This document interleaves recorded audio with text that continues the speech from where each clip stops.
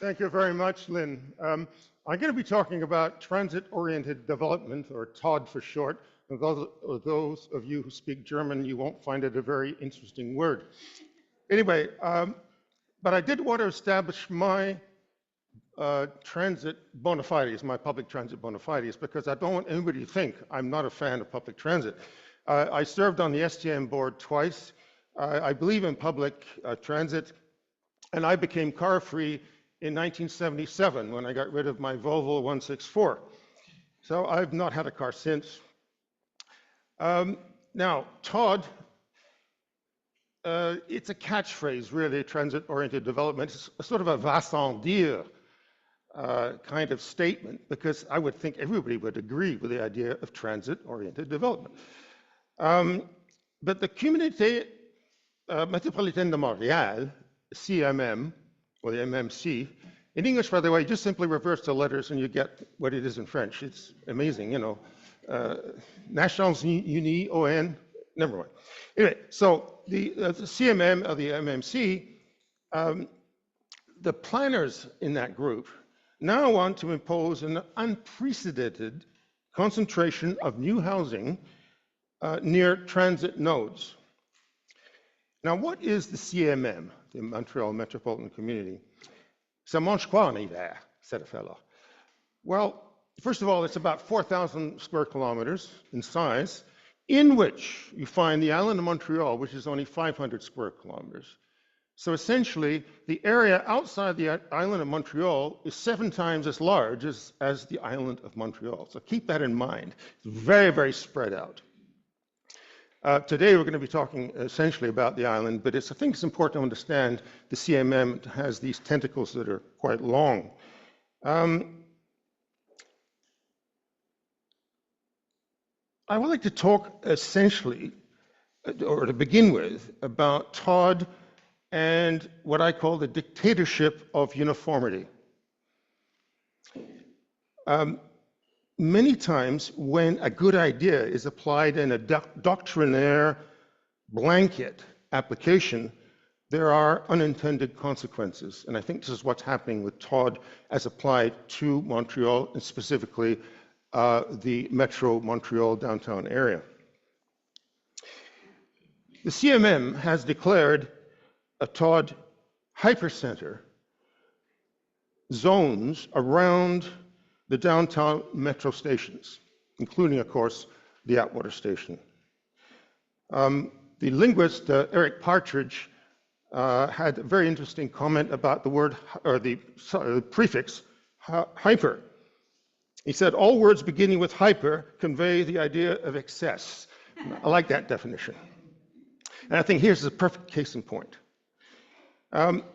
What the CMM has done is simply say that those new construction, new housing construction around certain metro stations, including the Atwater metro station, have to have, in a redevelopment form, of course, redeveloped form, have to have 480 dwellings per hectare. That's about 200 dwellings per acre for those of us who are still not familiar with the word hectare. Now, I think that sort of what I would say uniform crop dusting of so many dwellings per hectare in a greenfield site makes a lot of sense. I have no problem with that. But it really creates problems when you try to apply this kind of uniformity of extremely high density of population to a place like Westmount, which is heavy with history and heritage. It makes it very, very difficult. There were a few opt-outs. There are very few opt-outs from this 450 dwellings per hectare requirement, one of which I'll get into later on. But aside from the one I'm going to be talking about, there are very few ways of modulating this requirement of 480 dwellings per hectare. Now, let's try to picture what that means, 480 dwellings per hectare. Let's picture Westmount. If you look at 4998 de Maisonneuve, which is, of course, that building on the south side of de Maisonneuve as St. Catherine Street curves and starts going north. That building is 18 stories. And that building has only 480 dwellings per hectare. So even that building is not tall enough to meet this 480 criterion. Another example, many of you probably live in 4300. Yes. Right, there we are. Well, 4300 is 12 stories high, right? And you would have to double the height almost of 4300 to meet that criterion of 480 dwellings per hectare. You'd have to have a pretty much 23 or 24 story building in the place of 4300. It's 310, right? So what you only do, I just simply took the number of apartments, divided it by the land area, and bingo, there's your number. This is, by the way, net density, not gross. Net being just simply taking the number of dwellings in a building and dividing it by its site. Very simple, right? So, now, the city of Westmount, or the council of the city of Westmount, for the last 2 years have been concocting a grandiose scheme for a much-needed revitalization of the area between St. Catherine Street and Dorchester, southeast sector. But to plan this southeast sector redevelopment, council bizarrely chose a firm called LeMay. LeMay's colleagues, you may know, are the architects of the 1111, or the 1111, I don't know, Atwater, which of course is not very far from here. So if you hire somebody like that, you're actually going to get what? More high-rises. That was almost a given. But the council seemed to think that that was the right thing to do. So they come up with a plan that is essentially reflecting what Montreal has in Griffintown, what Montreal has in the Square Children's, or the Squaw Children's, whatever you pronounce it. Now, Griffintown, for me, is a perfect example of what happens when you don't have any decent urban planning. It's a free-for-all. No facilities for people to live there. And then when, of course, it came time to build the Square Children's, the same thing again. Nothing for families. There's aside from a projected library, they ignored this one, of course, that's typical. But there's no pools, there's no recreation center, there's no arena, there's no playgrounds, nothing. And they expect families to move in? That's absurd. So the question really remains, do most young families want to live in high-rises at all? It's a very good question. Some may do, but I suspect that many do not. And yet we're essentially cutting off any chance of keeping younger families, especially in this area, by building very tall buildings where most families don't want to live. Now, Westmount is traditionally a family community, but it got what I call the 1960s delirium of building high. Because Westmount essentially bought into what they called the valley concept in the early 60s. The valley concept in Westmount essentially meant that as Westmount met its borders east and west, it would increase the zoning to permit taller buildings. And that's how we got Westmount Square, how we got Plaza Towers, and of course on the other side, 4998 de Maisonneuve, Chateau Maisonneuve. Some people call it Shadow Maisonneuve, but anyway. So on both sides, you know, they up the zoning, so naturally developers built buildings that meet the zoning. So we must understand that these buildings are an aberration from the 60s, and we shouldn't be copying what we did in the 60s, because I think most of us agree that was a mistake. On the eastern border, the Chateau Maisonneuve, of course, is on the western border.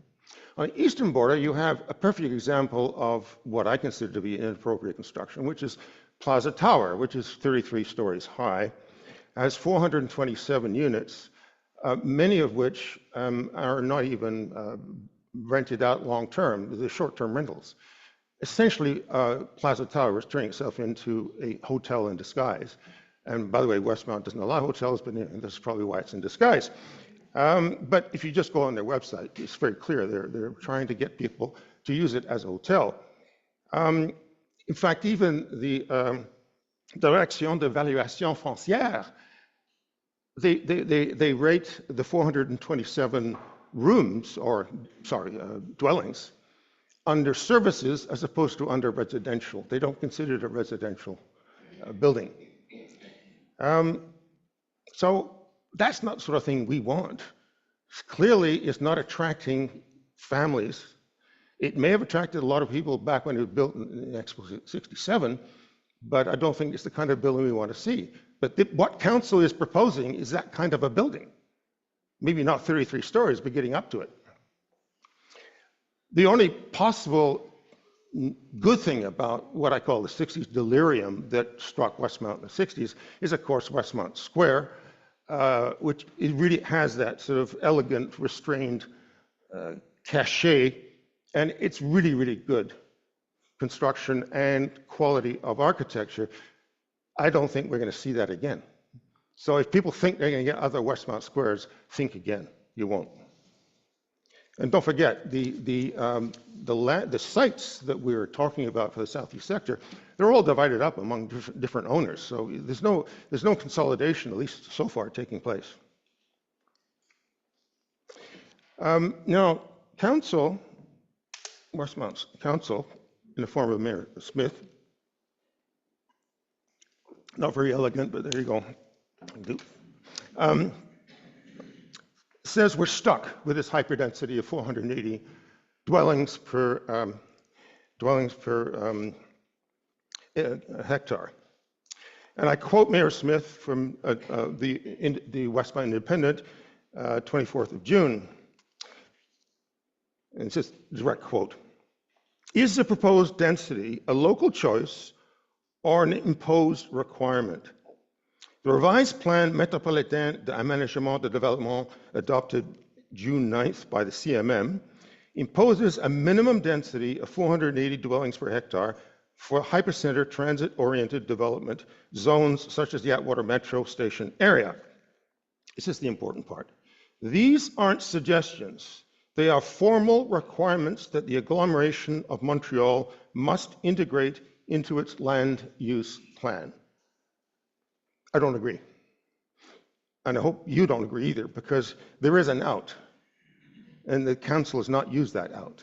They seem to willingly want to impose on Westmount these grossly tall buildings that are not going to aid in Westmount trying to get younger families, or even any family, to move into Westmount in the new development.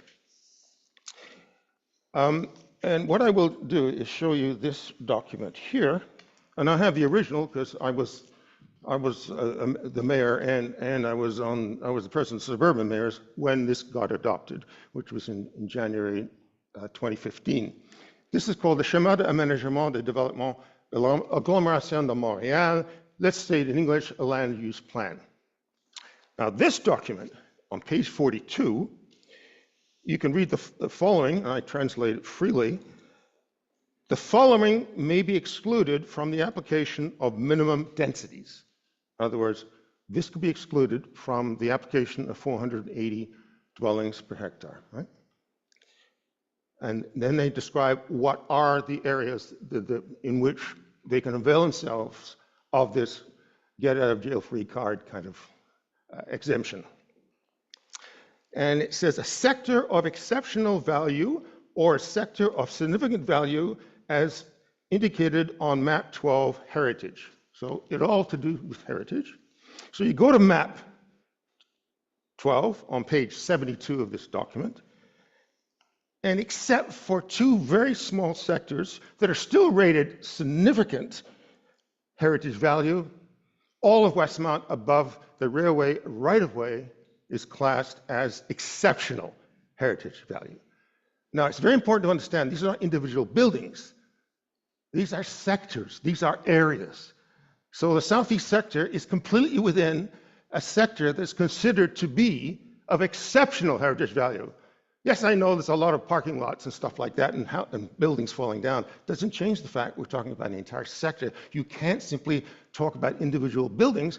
When we reconstruct or redevelop an area, we have to think about the overall area that it's in. We can't just simply say, oh, well,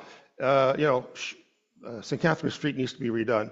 No, we're talking about St. Catherine Street all the way down to Dorchester, which, of course, on the south side of Dorchester, we have some lovely houses.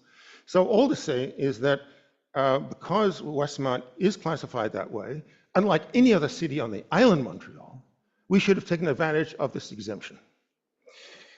And when, for example, the mayor talks about the CMM,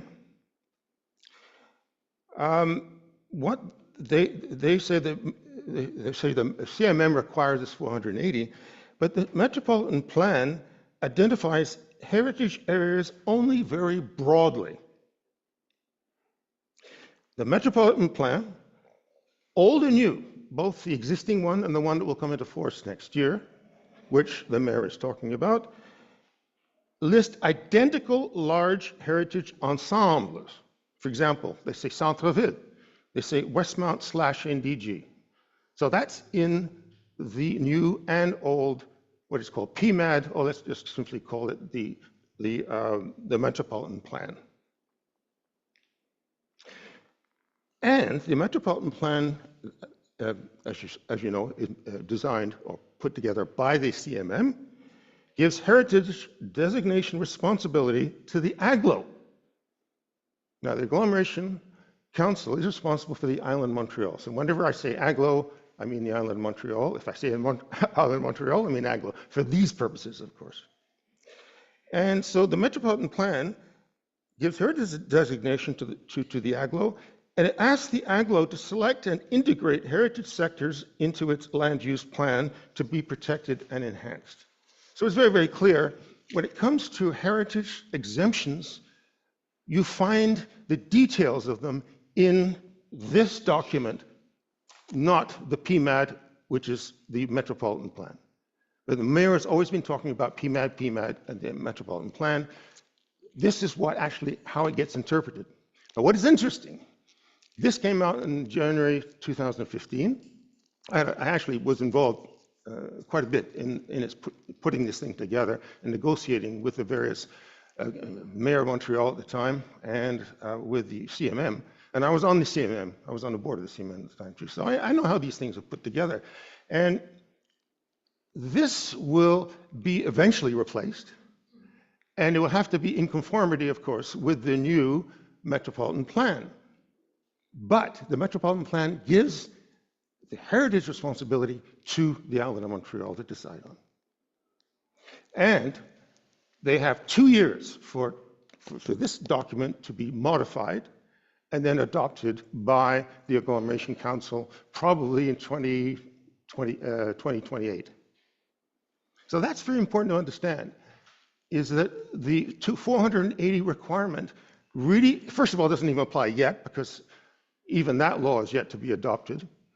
But even if it were adopted January next year, it still doesn't mean that we are subjected to the 480, because we are still operating under this land use plan, and until this gets replaced, we still have that exemption. Now, how did we get this heritage designation? Because when we adopted this, you can be sure that I was there to make sure that Westmount was considered to be essentially all a heritage. Well, today's council likes to treat me as a man of the past. I would like to indulge them and talk about the past. Because until you understand the past, you bloody well can't make any plans for the future. That's my attitude. Anyway, I'm going back to 1983. I was first elected alderman. I was commissioner of planning. And I worked very closely with Mark London, who was on our Architectural and Planning Commission. Today we call it the PAC. And I just want to quote Mark London when he gave a speech to the Westmount Historical Association in 2019. Mark London remembered about my involvement and his involvement in the following manner. The two of us became a heritage tag team for almost 2 decades. When Peter became mayor in 1991, Karen Marks replaced him as council's representative on the commission. And Karen is among us today. She was as supportive as Peter had been of the commission and of heritage conservation efforts. And he finished off his statement by saying, we had not only a local but a national responsibility to take better care of Westmount's heritage. Dixit, Mark London. Shortly after that, we're still in 1983-84, Mark and I got Beaupré and Michaud to do a heritage study, which eventually, 2 or 3 years later, became this document, Our Heritage to Preserve, which I'm sure you've all seen. In which, by the way, this library is marked as a highly rated heritage value. So that's 1981, but that took a long time before this actually became published. Then, in 1995, when Karen was in charge of the Architectural Planning Commission, I was mayor, we adopted a bylaw, a bylaw to protect its built heritage. It's bylaw 1305, and it exists today. Still there. Modified, perhaps, but 1305 is still on our books. And what 1305 did was require all renovation and construction to harmonize with existing buildings, to respect key architectural characteristics of streetscapes of 39 character areas. Westmount was divided up, and still is, into 39 character areas, along with mandatory design guidelines. And when Parks Canada declared Westmount a district of national historic significance in 2016, they said that bylaw 1305 played an important role in that decision. I think it's important we understand this. We're talking about 1995 here. We're way in the past. An area that a country I don't think that this council knows very well. So when this land use plan was approved in 1995, only Westmount had that kind of protection built into it, and it was the fruit of 30 years of work. Today's council has shown really very little interest in our built heritage and history, but to map the future, you must know the past. I call it nombrilisme temporel that this council has. They don't seem to understand what happened before they got there. But in my view, council has always a fiduciary responsibility to our built heritage. That should be the first job of any mayor, of any council, and I don't think that this particular council respects that. How am I doing? I've got another 5 minutes, okay. I should really practice this at home, but I don't want to hear myself too much. Now, talking about the current council, they chose a programme particulier d'urbanisme to affect this particular plan for the southeast sector. That particular mechanism allows them, or protects them, or shelters them from any threat of approval by the citizens via a referendum. Anything else, it would mean that so many citizens could get together, sign a register, and if enough signed it, then it would go to referendum to approve or disapprove the program. Now, what I find interesting is that nobody said, well, what happens if this whole thing goes through and they build and they approve this this gargantuan plan of building the southeast sector. But what happens when they want to go out and borrow to spend money to build all the infrastructure? I'm not too sure whether they will be sheltered from a referendum in that eventuality. I think it's worth looking at, Julius, whether indeed that if citizens were still angry with them for sticking this thing down our throat, what would happen in future when they wanted to borrow money in order to build all the infrastructure required? Would it have to be approved by a referendum if enough people signed to register? Anyway, just a thought. You know. Anyway, so this extraordinary power of making these changes without any referendum, any approval of citizens, it has to be used extremely carefully. Council says, yes, but we've consulted. You have been consulted. Well, I think overall, the result of the consultation shows that most people don't like this project. But they seem to want to go ahead anyway. Now they're talking about approving it on the 18th of September. And unfortunately, if we did avail ourselves of this exemption that I mentioned, we could have at least allowed some flexibility in the manner in which this plan, this redevelopment, is worked, is put into action.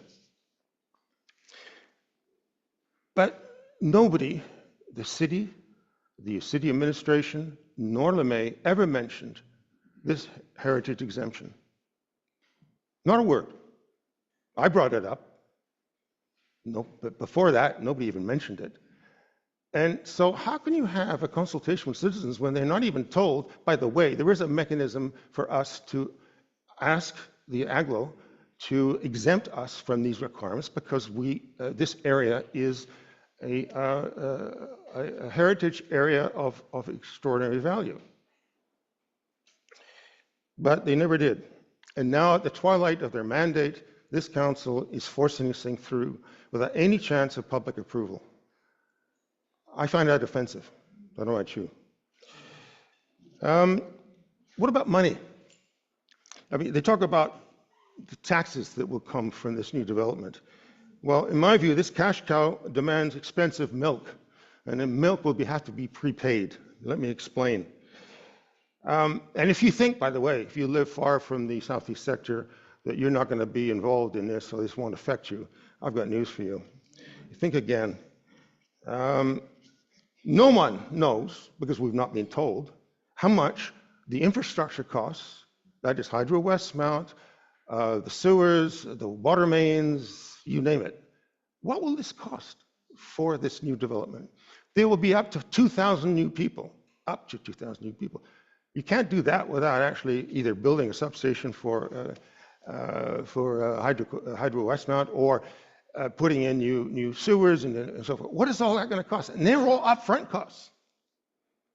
And you say, oh, the developer will pay. They do that in Ontario, but not too much here in Quebec. It's not really the practice. And this is the key thing. Over the long haul, the demand on services of these new people will actually count. And the cost of running a city will increase because as the population increases, the demand on services increase, and therefore the cost of delivering services increases.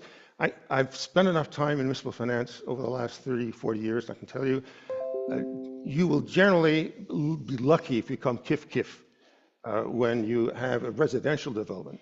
If you have a non-residential development, you will make money. And that's the quiet or the dirty little secret of municipal finance, is that Montreal gets 50% of their taxes from the commercial sector. They don't vote. And they subsidize the residential sector with the commercial sector. And this is why Montreal West, for example, has a lot of trouble keeping their mill rate down because they have essentially no commercial sector, as Beaconsfield does too. There's one other exception. If you build an extremely luxurious condo that's worth $2 or $3 million and you have an empty nester in there, it's true. They're not going to demand much in the way of services, so you will actually make money on that. But if you go after the kind of people I think we're going after, and the city says we're trying to go after, You're not going to, you're going to talk about maybe 1,500 square foot or 1,000 square feet. In fact, they even want to go as low as 500 square feet, which I think is wrong. But anyway, all to say that for the less luxurious condos, the city doesn't make much money. And there's one other very, very important point to keep in mind, and that's before you even consider the fact that if we build new buildings, our agglomeration quote-part increases. We pay more to the agglo. So it's pretty easy to calculate that any new development would require half of the taxes, the new taxes we get will not stay with us. They will go to the agglo. So when half of the money we get, we're going to turn around and give it to the agglo because our overall assessment is increased. So with what's left, it's highly unlikely we're going to make any money on that, I can tell you. But we haven't seen the numbers. I can't believe it that they're asking us to say we've consulted with you, and they haven't even told us how much this is going to cost and how much net revenue we will actually get from this development. My attitude is the purpose of fixing up a scar that goes back to 1963 when they widened Dorchester Street and became Boulevard. Going way back to that, we need to fix that scar, and I don't think we should look on it as a cash cow. We should do it because it's the right thing to do, and we want regular families to live there. We don't want people, very, very wealthy people to pay for other people in Westmount. What we want to do is bring that area back the way it was in the Westmount fashion. That's not what the city is proposing for you.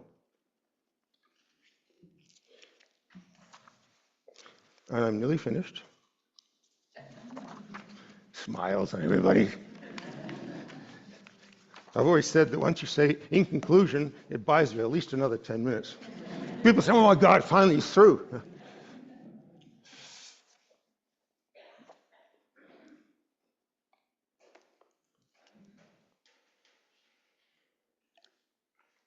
I always remember Jean Doré said, c'est le temps de faire sécher les dents.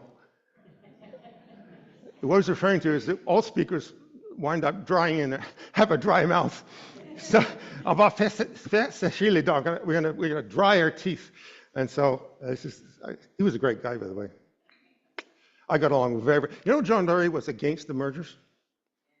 He was a great guy. I had a lot of fun with him. Anyway.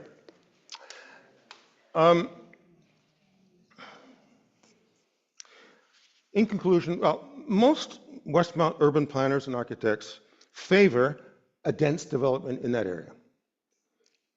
But lower-rise, family-friendly development that respects our built heritage. So we're not against development. Au contraire, we've got to develop. For the few poor souls who have read my book, I devoted 2 pages on the subject of what happened to Dorchester and what happened to the scars that was left and all the parking lots that we have now.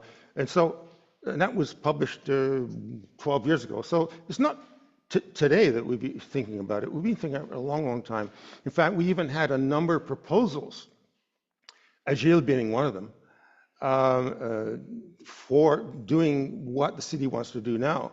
But these proposals were essentially based on the concept that a lot of that land to the south of St. Catherine Street is city land.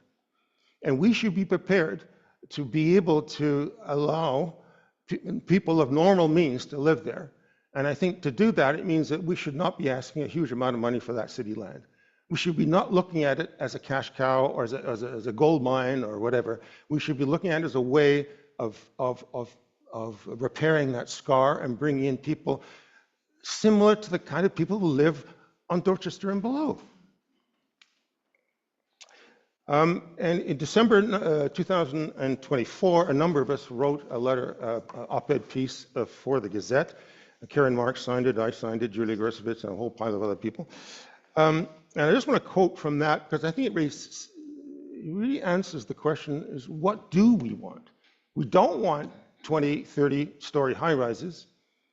We don't want extremely packed development. We want development that will attract younger families and even if it's 2, 3, 4 stories, at least places where kids can play and, what they do below Dorchester. That's all. Anyway, so this is what we said towards the end of that article. We propose a countervision that creates a sense of place and leans into Westmount's strengths, its residential charm, human scale, landmark buildings, tree canopies, and gardens. This would accommodate families housed in 4 to 7-story apartment buildings with 3 and 4 bedrooms, terraces, and intimately scaled play spaces at street level. Our vision reconnects this sector into the fabric of our city. And it went on to say that this sector must accommodate a greater density than the area to its south or west. This needs to be calibrated to repair the rupture with the surrounding residential neighborhood. Higher density in itself cannot be an objective because it rarely produces welcoming spaces. And I think those of us who wrote that letter still agree completely with it, if not more, with more enthusiasm. So my theme of this talk has been how transit-oriented development can impose high-rises while destroying our built heritage. I've talked about both the built heritage and the high-rises. And I think it's important to understand that not only did we have a delirium in the 1960s, Westmount that is, of building high-rises, which were in retrospect probably inappropriate, but to do that, Westmount expropriated and demolished some 135 houses on Dorchester, on the north side of Dorchester, in order to do all this stuff. And today, our council wants to plunk a 20-story building right next to this one. And to me, this council is behaving no better than the council in the 60s did. And they want to essentially do what we now know was what we now know is a mistake of building too many cheek-by-jowl high-rises. It's not really what we need. And for those of you who have read my article today, I quote the fact in Paris, they now actually are capping the height of buildings anywhere from 8 to 12 stories. Baron Haussmann, back in 1870, built all those lovely buildings of 6 and 7 stories, where La Bonne was on top and so forth. Lovely. Why is Paris so lovely? Not because of the bloody high-rise. There's only one high-rise, really, really big high-rise in Paris, and that's the only place where you can't see it when you're in that building. And stupid London is going all these bizarre-looking shapes, and never mind. But at least Paris has that cachet, and Montreal had that cachet.